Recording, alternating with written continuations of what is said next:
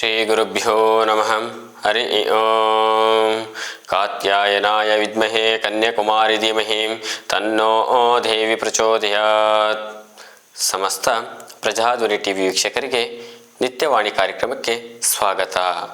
ಮಂಗಳವಾಸರದಲ್ಲಿ ಇವತ್ತಿನ ದಿವಸ ಶ್ರೀ ಕ್ರೋಧಿನಾಮ ಸಂವತ್ಸರೆ ದಕ್ಷಿಣಾಯನೆ ವರ್ಷ ಋತು ಶ್ರಾವಣ ಮಾಸೆ ಕೃಷ್ಣ ಪಕ್ಷೆ ಗತಶಾಲಿ 1946ನೇ ಗತಕಲಿ 5125ನೇ ದಿನಾನಿ ಮಂಗಳವಾಸರದಲ್ಲಿ ಇವತ್ತಿನ ತಿಥಿ ಪ್ರಥಮ ತಿಥಿ. ಇವತ್ತಿನ ನಕ್ಷತ್ರೆ ಧನಿಷ್ಠಾ ನಕ್ಷತ್ರೆ. ಇವತ್ತಿನ ಮಂಗಳವಾಸರದ ವಿಶೇಷ ಶ್ರೀ ಮಂಗಳಗೌರಿ ವ್ರತ.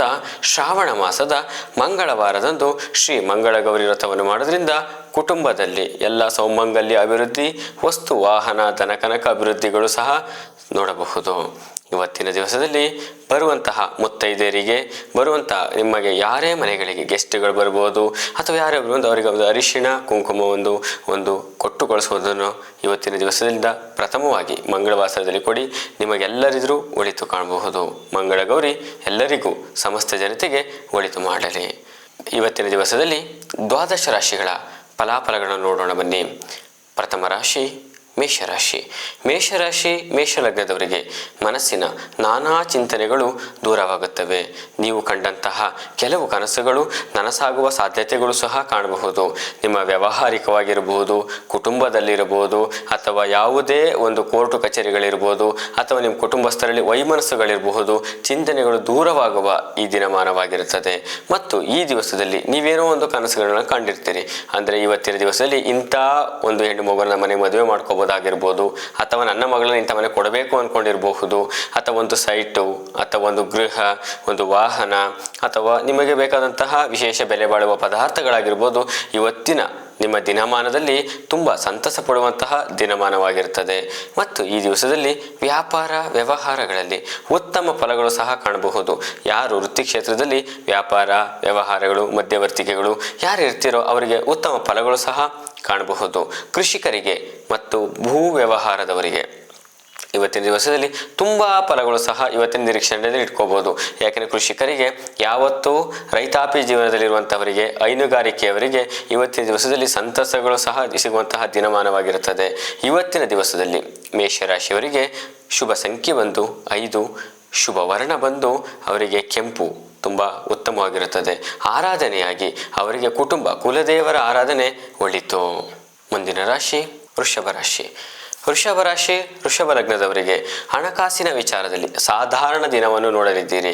ತುಂಬ ವಿಚಾರಗಳಲ್ಲಿ ನಿಮಗೆ ಈ ಕೆಲವೊಂದು ನೀವು ಇಟ್ಕೊಂಡ ಋಣಭಾರವಾಗಿರಬಹುದು, ಅಥವಾ ನೀವು ಕೊಡುವಂತಹ ಇನ್ನೊಬ್ಬರಿಗೆ ಈಸ್ಕೊಂಡು ನೀವು ಮಧ್ಯವರ್ತಿಗಳಾಗಿ ಕೊಟ್ಟಿರುವಂತಹ ಹಣಗಳಾಗಿರ್ಬೋದು.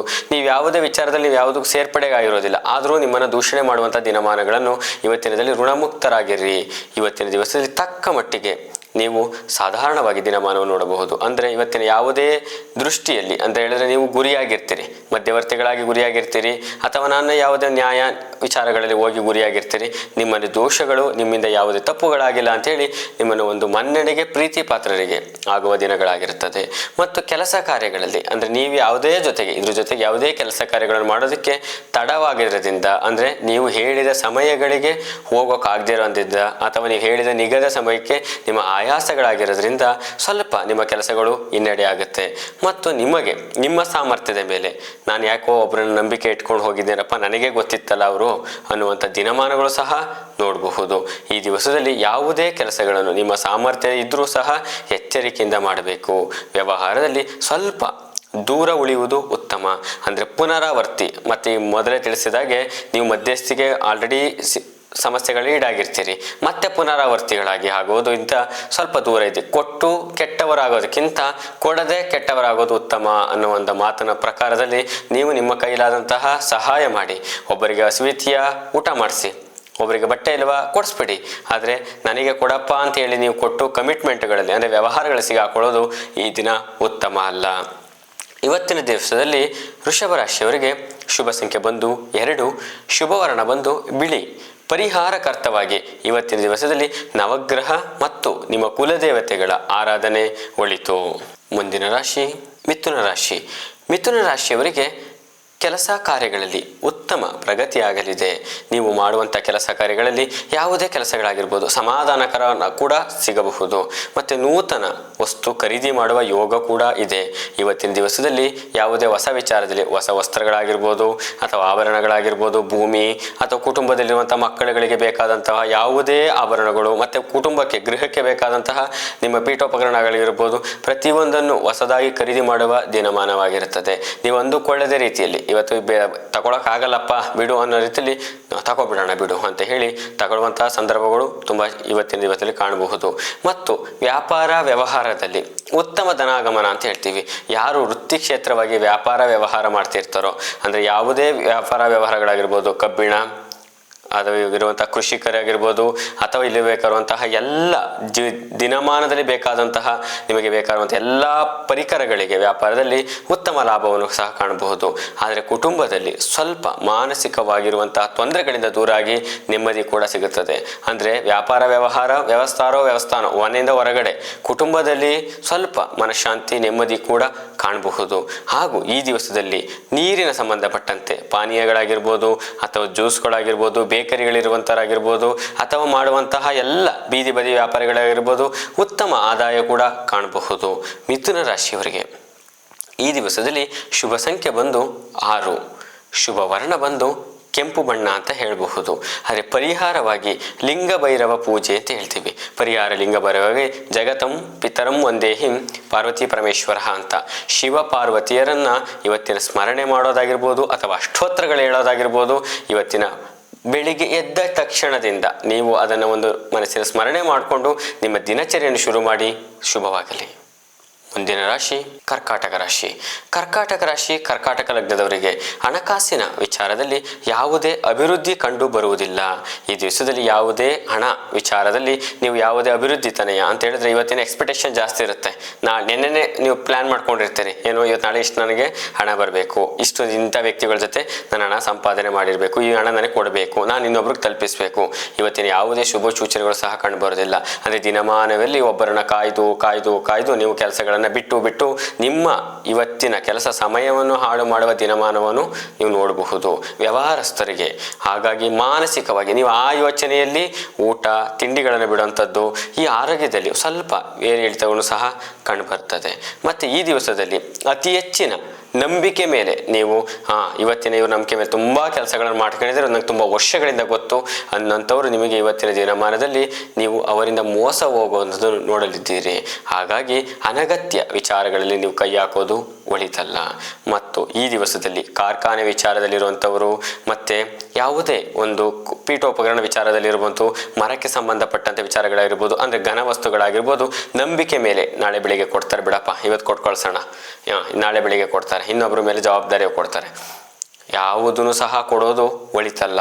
ಇವತ್ತಿನ ದಿನಮಾನದಲ್ಲಿ ನೀವು ಏನು ಮಾಡಬೇಕು ಅಂದರೆ ನಿಮ್ಮ ಕೆಲಸ ನಿಮ್ಮ ಕೈಯಲ್ಲಿ ನಿಮ್ಮ ನಂಬಿಕೆಗೆ ತಕ್ಕಂಥ ಅರ್ಹರಲ್ಲಿ ಕೆಲಸ ಮಾಡೋದು ತುಂಬ ಉತ್ತಮ ಆಗಿರ್ತದೆ. ಇಲ್ಲವಾದರೆ ನೀವು ಅವರ ಕೋಪಕ್ಕೆ ಅಥವಾ ನಿಮ್ಮ ಕೋಪಕ್ಕೆ ಅವರು ಗುರಿ ಆಗ್ತಾರೆ, ಇಲ್ಲ ನಿಮ್ಮ ಯಜಮಾನನ ಕೋಪಕ್ಕೆ ನೀವು ಗುರಿಯಾಗಿರ್ತೀರಿ. ಹಾಗಾಗಿ ನಿಶ್ಚಿತವಾಗಿ ತಾಪತ್ರಗಳು ನೋಡುವ ದಿನವಾಗಿರುತ್ತದೆ. ಹಾಗಾಗಿ ಮುನ್ನೆಚ್ಚರಿಕೆಯಿಂದ ಇವತ್ತು ನೀವು ಕೆಲಸ ಕಾರ್ಯಗಳಲ್ಲಿ ಕೈ ಹಾಕೋದು ಉತ್ತಮ.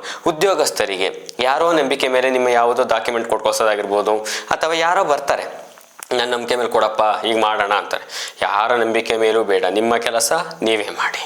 ಈ ದಿನಮಾನದಲ್ಲಿ ನಿಮಗೆ ಉತ್ತಮ ಲಾಭಗಳನ್ನು ಸಹ ನೋಡ್ಬೋದು. ಕೃಷಿಕರಿಗೆ, ವ್ಯಾಪಾರಸ್ಥರಿಗೆ, ಹೈನುಗಾರಿಕೆಯವರಿಗೆ ಸ್ವಲ್ಪ ತಕ್ಕ ಮಟ್ಟಿನ ಲಾಭವನ್ನು ನೋಡ್ಬೋದು. ಹೈನುಗಾರಿಕೆಯವರಿಗೆ ನಿಮ್ಮ ಸಾಕುವಂತಹ ಪ್ರಾಣಿಗಳಲ್ಲಿ ಸ್ವಲ್ಪ ಆರೋಗ್ಯದ ವ್ಯತ್ಯಾಸ ಕೂಡ ಕಂಡು ಬರ್ತದೆ. ಹಾಗಾಗಿ ವೈದ್ಯಕೀಯ ತಪಾಸಣೆ ಮಾಡುವುದು ಉತ್ತಮ.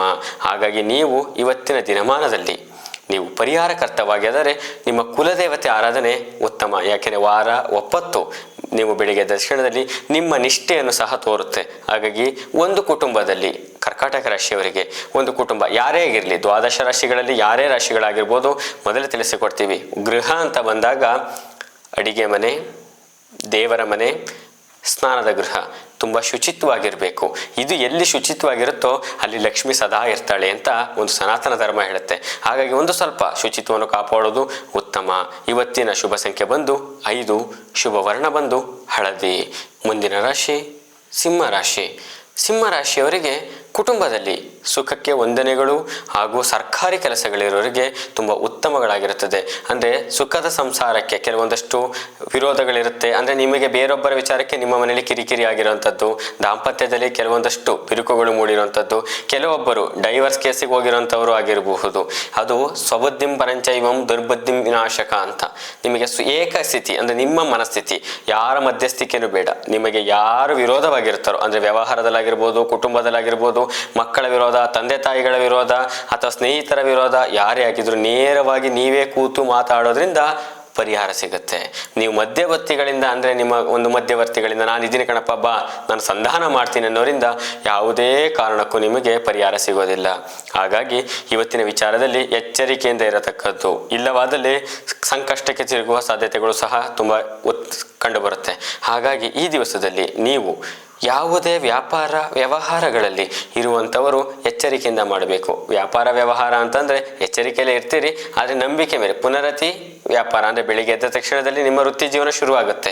ಹಾಗಾಗಿ ಯಾರು ನಿಮಗೆ ವ್ಯಾಪಾರದಲ್ಲಿ ಇರ್ತಾರೋ ಅದನ್ನು ನೀವು ಕಂಡೀಷನ್ ಆಗಿ ನಿಮ್ಮ ವಿಚಾರಗಳನ್ನು ಮುಕ್ತವಾಗಿ ಅಲ್ಲಿಗೆ ನೀವು ಕ್ಲಿಯರ್ ಮಾಡಿಕೊಂಡು ಮುಂದೆ ಹೋಗೋದು ಉತ್ತಮವಾಗಿರುತ್ತದೆ. ಮತ್ತು ಕಬ್ಬಿಣದ ವ್ಯಾಪಾರಿಗಳಿಗೆ ಉತ್ತಮ ಲಾಭಗಳು ಸಹ ಕಾಣಬಹುದು. ಯಾಕೆಂದರೆ ಈ ವರ್ಷದಲ್ಲಿ ಶನಿ ಮಂತ್ರಿ ಆಗಿದ್ದಾರೆ. ಹಾಗಾಗಿ ತುಂಬ ಉತ್ತಮವಾಗಿ ಸಹ ಕಾಣಬಹುದು. ಸಿಂಹರಾಶಿಯವರಿಗೆ ಈ ದಿವಸದಲ್ಲಿ ಶುಭ ಸಂಖ್ಯೆ 3, ಶುಭ ವರ್ಣ ಬಂದು ಹಸಿರು. ಪರಿಹಾರ ಅಂತ ಹೇಳೋದಾದರೆ ಶಿವನ ದೇವಾಲಯ ದರ್ಶನ, ಒಂದಿಷ್ಟು ಬಿಲ್ವ ಪತ್ರೆ ಇಲ್ಲ ಒಂದಿಷ್ಟು ಅರ್ಧ ಲೀಟ್ರ್ ಹಾಲು, ಒಂದು ಅರ್ಧ ಲೀಟ್ರ್ ಮೊಸರು ನೀವು ತಗೊಂಡು ಕೊಟ್ಟು ಅಭಿಷೇಕದ ಸಮಯದಲ್ಲಿ ದರ್ಶನಂ ಪಾಪನಾಶನಂ ಸ್ಪರ್ಶನಂ ಪುಣ್ಯಾನಂ ಅಂತ ಹೇಳ್ತೀವಿ. ಹಾಗಾಗಿ ಇದನ್ನು ಮಾಡೋದ್ರಿಂದ ನಿಮಗೆ ಶುಭವಾಗಲಿದೆ. ಮುಂದಿನ ರಾಶಿ ಕನ್ಯಾ ರಾಶಿ. ಕನ್ಯಾ ರಾಶಿಯವರಿಗೆ ವೃತ್ತಿ ಮತ್ತು ಉದ್ಯೋಗದಲ್ಲಿ ಕಿರಿಕಿರಿ, ನಿಮ್ಮ ಯಾವುದೇ ವೃತ್ತಿ ಕ್ಷೇತ್ರದಲ್ಲಿ ಸ್ವಲ್ಪ ಮಾನಸಿಕವಾಗಿ ಒತ್ತಡಗಳಿರುತ್ತೆ. ಅಂದರೆ ನೀವು ಮಾಡಿರುವಂತಹ ವಿಚಾರಗಳೇ ಆಗಿರ್ಬೋದು, ನಿಮ್ಮ ಮೇಲಧಿಕಾರಿಗಳಾಗಿರ್ಬೋದು, ಗುತ್ತಿಗೆದಾರರಾಗಿರ್ಬೋದು, ಅಥವಾ ನಿಮ್ಮ ಕೈ ಕೆಳಗೆ ಕೆಲಸ ಮಾಡೋರಿಂದ ಆಗಿರ್ಬೋದು, ನಿಮಗೆ ಮಾನಸಿಕವಾಗಿ ಕಿರಿಕಿರಿ. ಹೇಳಿದ ಕೆಲಸ ತಕ್ಷಣದಲ್ಲಿ ಆಗಿರೋದಿಲ್ಲ.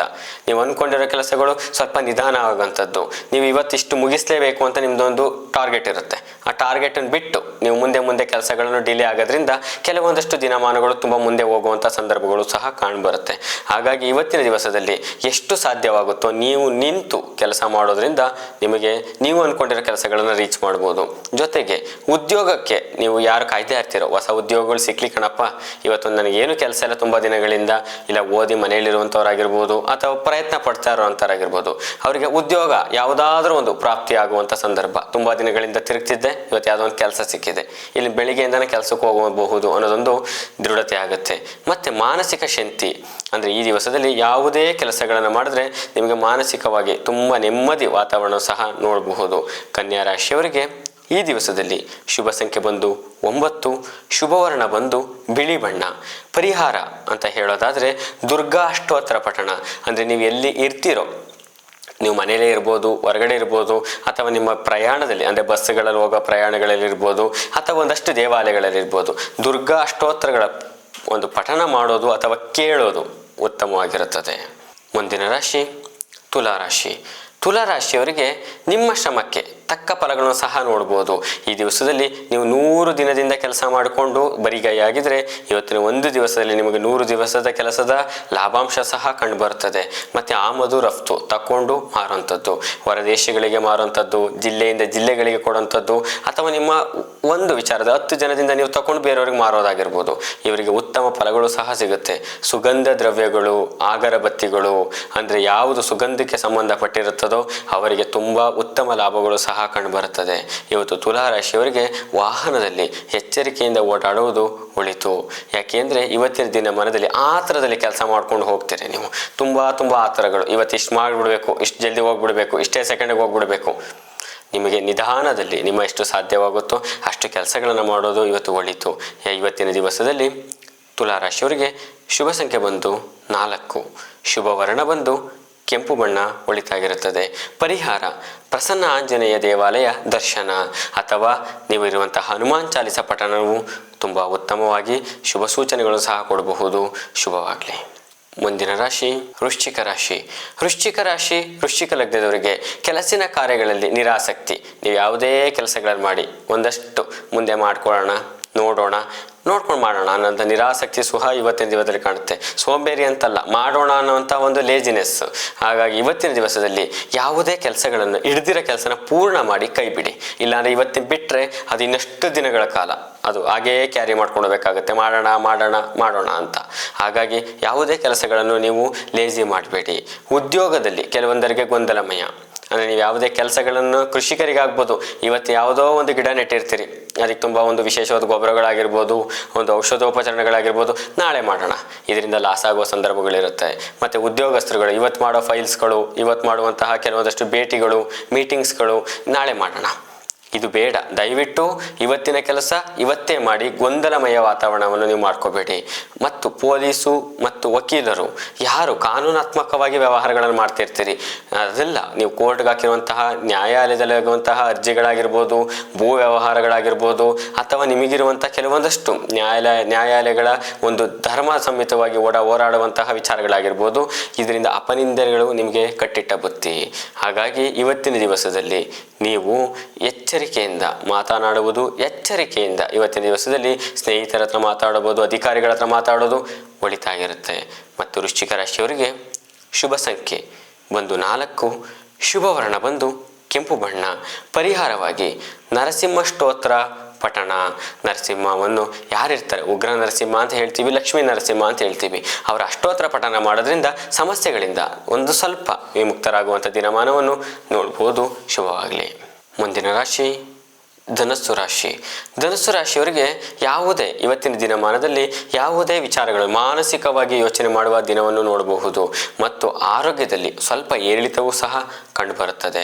ಹಾಗಾಗಿ ನೀವು ಯಾವುದೇ ವಿಚಾರಗಳನ್ನು, ಅನಿರೀಕ್ಷಿತವಾಗಿ ಬರುವ ವಿಚಾರಗಳಾಗಿರ್ಬೋದು, ಅಥವಾ ಇವತ್ತು ಬಂದುಬಿಟ್ರು, ಈಗಲೇ ಮಾಡಿಬಿಡ್ಬೇಕು ಅನ್ನೋ ಗಾಬರಿಗಾಗುವಂತಹ ಯಾವ ದಿನಮಾನದಲ್ಲೂ ಎದುರುಕೊಳ್ಳೋ ಅವಶ್ಯಕತೆಗಳಿಲ್ಲ.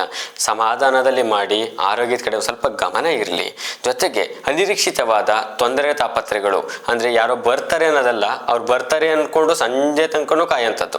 ಅಂದರೆ ಬೆಳಿಗ್ಗೆ ಪ್ರಾತಃ ಕಾಲದಿಂದ ಸೂರ್ಯಾಸ್ತದವರೆಗೂ ಯಾರೋ ಒಂದು ಬರ್ತಾರೆ, ಇವತ್ತು ಯಾವುದೋ ಕೆಲಸ ಮಾಡಬೇಕು ಅಂತ ಸುಮ್ಮನೆ ಕಾಯೋಂಥದ್ದು, ಇದು ಬೇಡ. ನಿಮಗೆ ಯಾವುದೇ ವಿಚಾರವನ್ನು ಕನ್ಫರ್ಮ್ ಮಾಡಿಕೊಂಡು ಕೆಲಸ ಮಾಡೋದು ಉತ್ತಮವಾಗಿ ಕಂಡುಬರುತ್ತೆ. ಧನುಸ್ಸು ರಾಶಿಯವರಿಗೆ ಇವತ್ತಿನ ದಿವಸದಲ್ಲಿ ಶುಭ ಸಂಖ್ಯೆ 5, ಶುಭ ವರ್ಣ ಬಂದು ಕೆಂಪು. ಪರಿಹಾರವಾಗಿ ಪಂಚಮುಖಿ ಆಂಜನೇಯ ದರ್ಶನ ಅಥವಾ ಹನುಮಾನ್ ಚಾಲೀಸ ಅಥವಾ ಆಂಜನೇಯ ಅಷ್ಟೋತ್ತರಗಳನ್ನು ಪಠನೆ ಮಾಡೋದು, ಕೇಳೋದು ಒಳಿತು. ಮುಂದಿನ ರಾಶಿ ಮಕರ ರಾಶಿ. ಮಕರ ರಾಶಿಯವರಿಗೆ ವ್ಯಾಪಾರ ವ್ಯವಹಾರ ಅತಿ ಹೆಚ್ಚಿನ ಲಾಭವನ್ನು ಸಹ ನೋಡಲು ಸಾಧ್ಯವಿಲ್ಲ. ಯಾಕೆಂದರೆ ದಿನನಿತ್ಯದಲ್ಲಿ ನೀವು ಮಾಡ್ತಾ ಇರ್ತೀರಿ, ಇವತ್ತಿನ ದಿವಸದಲ್ಲಿ ಒಂದು ಸ್ವಲ್ಪ ನೀವು ಮಾಡುವಂತಹ ಗ್ರಾಫು ತುಂಬ ಕೆಳಗಡೆ ಬರುವಂತಹ ದಿನಮಾನವಾಗಿರುತ್ತದೆ. ಹಾಗಾಗಿ ವ್ಯಾಪಾರ ವ್ಯವಹಾರದಲ್ಲಿ ನಿಮ್ಮ ಶಕ್ತಿ ಮೀರಿ ಕೆಲಸ, ಶಕ್ತಿ ಮೀರಿ ಆದಾಯ, ಶಕ್ತಿ ಮೀರಿ ಇನ್ವೆಸ್ಟ್ಮೆಂಟ್ ಮಾಡೋದು ಉತ್ತಮ ಅಲ್ಲ. ಮತ್ತು ನಿಮ್ಮ ಸದಸ್ಯರೊಂದಿಗೆ, ಅಂದರೆ ನಿಮ್ಮ ಕುಟುಂಬದಲ್ಲಿರುವಂತಹ ಕೆಲವೊಂದಷ್ಟು ಸದಸ್ಯರೊಂದಿಗೆ ವಿರಸದಿಂದ, ಅಂದರೆ ಕೆಲವೊಂದಷ್ಟು ವಿಷಯಗಳನ್ನು ವ್ಯಕ್ತಪಡಿಸಿ ನೀವು ಮುಂದೆ ಹೋಗೋದು ತುಂಬ ಉತ್ತಮವಾಗಿರುತ್ತದೆ. ಇಲ್ಲವಾದರೆ ಬಾಂಧವ್ಯಗಳಲ್ಲಿ ಬಿರುಕು ಮೂಡುವ ಸಾಧ್ಯತೆ. ನಿಮ್ಮ ಹೆಂಡತಿಯರಾಗಿರ್ಬೋದು, ಅಥವಾ ತಂದೆ ತಾಯಿಗಳಾಗಿರ್ಬೋದು, ಅಥವಾ ನಿಮ್ಮ ಕುಟುಂಬದಲ್ಲಿ ಹಿರಿಯರಾಗಿರ್ಬೋದು, ಅವರನ್ನು ಒಂದು ಸ್ವಲ್ಪ ವಿಚಾರಗಳಲ್ಲಿ ಗಮನ ಇಟ್ಟುಕೊಂಡು ನೀವು ಅವರ ಜೊತೆ ಚರ್ಚೆಗಳನ್ನು ಮಾಡಿ, ವಿಷಯಗಳನ್ನು ಪ್ರಸ್ತಾಪಿಸಿ ಇದನ್ನು ಮಾಡೋಣ ಅಂತ ಒಂದು ಏಕ ನಿರ್ಧಾರ ತಗೊಂಡು ಕೆಲಸ ಮಾಡೋದು ತುಂಬ ಉತ್ತಮವಾಗಿರುತ್ತದೆ. ಹಣಕಾಸಿನ ವಿಚಾರದಲ್ಲಿ ಎಚ್ಚರಿಕೆಯಿಂದಿರಿ. ನೀವು ಯಾರಿಗೂ ಹೇಳದೇನೆ, ನೀವು ಯಾರಿಗೂ ನಂಬಿಕೆ ಇಲ್ಲದೇನೆ, ಯಾವುದೇ ಒಂದು ಅದರಲ್ಲಿ ಹಿಡಿತ ಇಲ್ಲದೇನೆ ನೀವು ಹಣವನ್ನು ದುಂದು ವೆಚ್ಚ ಮಾಡಿದ್ರೆ ಮತ್ತೆ ನಿಮಗೆ ವಾಪಸ್ ಬರೋದಿಲ್ಲ.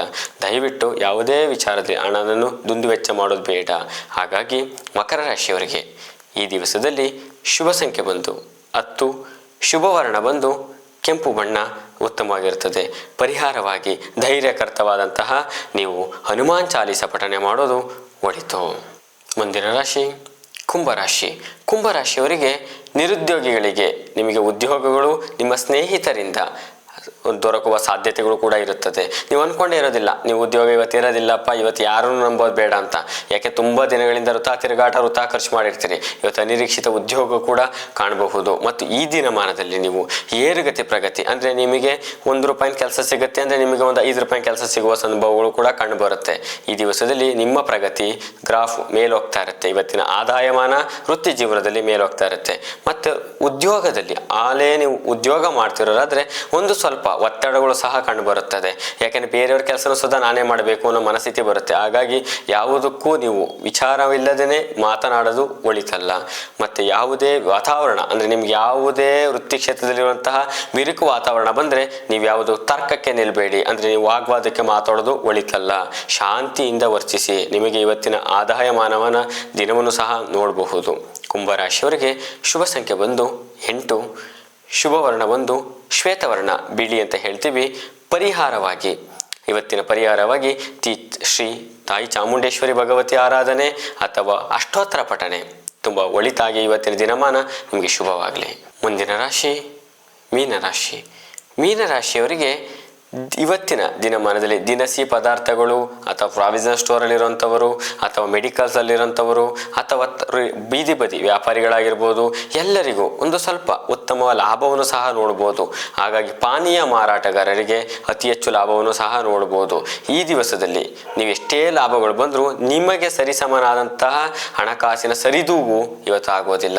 ಯಾಕೆಂದರೆ ನೀವು ಆಲ್ರೆಡಿ ಋಣಭಾರದಲ್ಲಿರುವಂಥವರಾಗಿದ್ದರೆ ಆ ಋಣಭಾರದಿಂದ ಮುಕ್ತರಾಗಿರ್ತೀರಿ.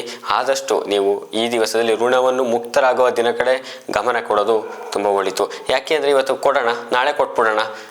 ಇವತ್ತಿನ ಋಣಭಾರ ಇವತ್ತಿಗೆ ಮುಕ್ತಾಯವಾಗಲಿ. ಬೆಳಿಗ್ಗೆಯಿಂದ ಮತ್ತೆ ಪುನರಾವತಿಯಿಂದ ನೀವು ಆದಾಯದ ಮೂಲವನ್ನು ಸಹ ನೋಡಬಹುದು. ಯಾಕೆಂದರೆ ನೀವು ಕೂಡಿಟ್ಟ ಹಣ ನಾಳೆಯಿಂದ ಲಾಸ್ ಆಗುವ ಸಂದರ್ಭಗಳು ಸಹ ಕಂಡುಬರಬಹುದು. ಹಾಗಾಗಿ ಇವತ್ತಿನ ದಿನಮಾನದಲ್ಲಿ ನೀವು ಕೂಡಿಟ್ಟ ಹಣ ಹಾಗೇ ಇರಲಿ. ಮತ್ತೆ ಹೊಸ ಉದ್ಯೋಗಗಳು, ಹೊಸ ವ್ಯಾಪಾರಗಳನ್ನು ಶುರು ಮಾಡುವಂಥವರಿಗೆ ತುಂಬ ಶುಭವಾದ ದಿನವಾಗಿರುತ್ತದೆ. ಇವತ್ತಿನ ದಿವಸದಲ್ಲಿ ಕೃಷಿಕರು ಮತ್ತು ಇವತ್ತಿನ ನ್ಯಾಯಾಲಯಗಳ ವಿಚಾರಗಳಲ್ಲಿ ಆದಾಯಗಳು ಸಹ ಕಾಣಬಹುದು. ನ್ಯಾಯಾಲಯ, ಕೋರ್ಟು, ಕಚೇರಿ, ಸ್ಥಿರಾಸ್ತಿ ಸಂಪಾದನೆ ಮಾಡುವ ಸಾಧ್ಯತೆಗಳಿರುತ್ತದೆ.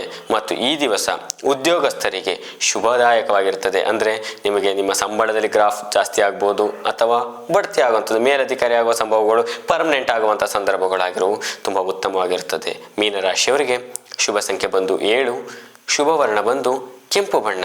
ಪರಿಹಾರವಾಗಿ ಶ್ರೀ ಲಕ್ಷ್ಮೀನಾರಾಯಣ ಅಷ್ಟೋತ್ತರ ಪಠನ ತುಂಬ ಉತ್ತಮ. ಕುಲದೇವತೆಗಳ ಪಠನ ಮಾಡೋದು ಉತ್ತಮ ಅಥವಾ ಲಕ್ಷ್ಮೀನಾರಾಯಣರ ಅಷ್ಟೋತ್ತರ ಪಠನೆ ಮಾಡೋದು ಒಳಿತು. ಶುಭವಾಗಲಿ. ಶ್ರೀ ಗುರುಭ್ಯೋ ನಮಃ.